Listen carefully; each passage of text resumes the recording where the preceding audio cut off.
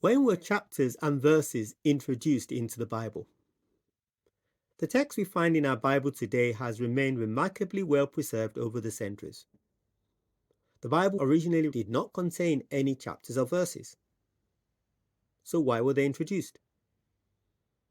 The original layout of the Bible was somewhat similar to what we have in our books today. We don't normally use verses in books.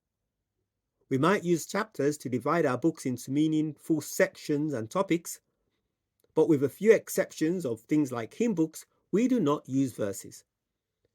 In Mark 12:26, Jesus is referring to Exodus 3:6, but notice how he quotes it. I quote Mark 12:26, how Jesus put it. Now, about the dead rising, have you not read in the book of Moses, in the account of the burning bush, how God said to him, I am the God of Abraham, the God of Isaac, and the God of Jacob. End of quote.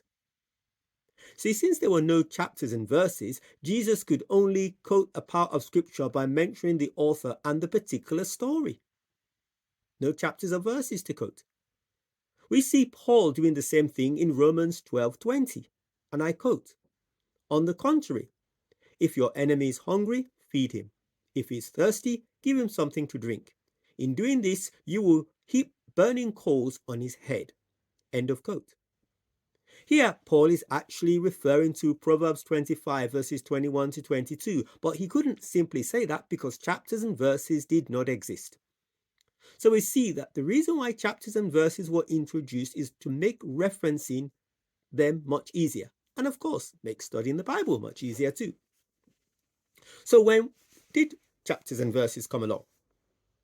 Well, this took a long time and took place over many centuries. Here's a brief summary.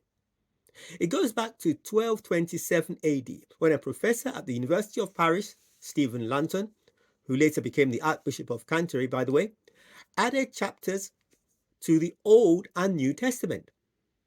The first Bible to use these chapters was the Latin Vulgate, a Latin version of the Bible, in 1227.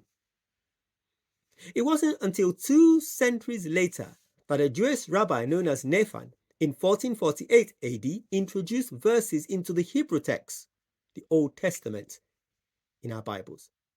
So now we have chapters in the whole Bible and verses in the Old Testament only.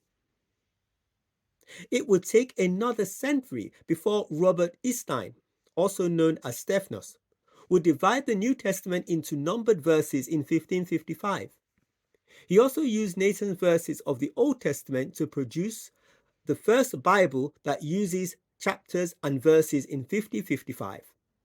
This is known as the Stephanus Vulgate Bible, or the Robert Estein Latin Bible of 1555. It was a Latin translation of the Bible. All other Bibles follow this layout of chapters and verses. The first English Bible to use chapters and verses was the Geneva Bible in 1560.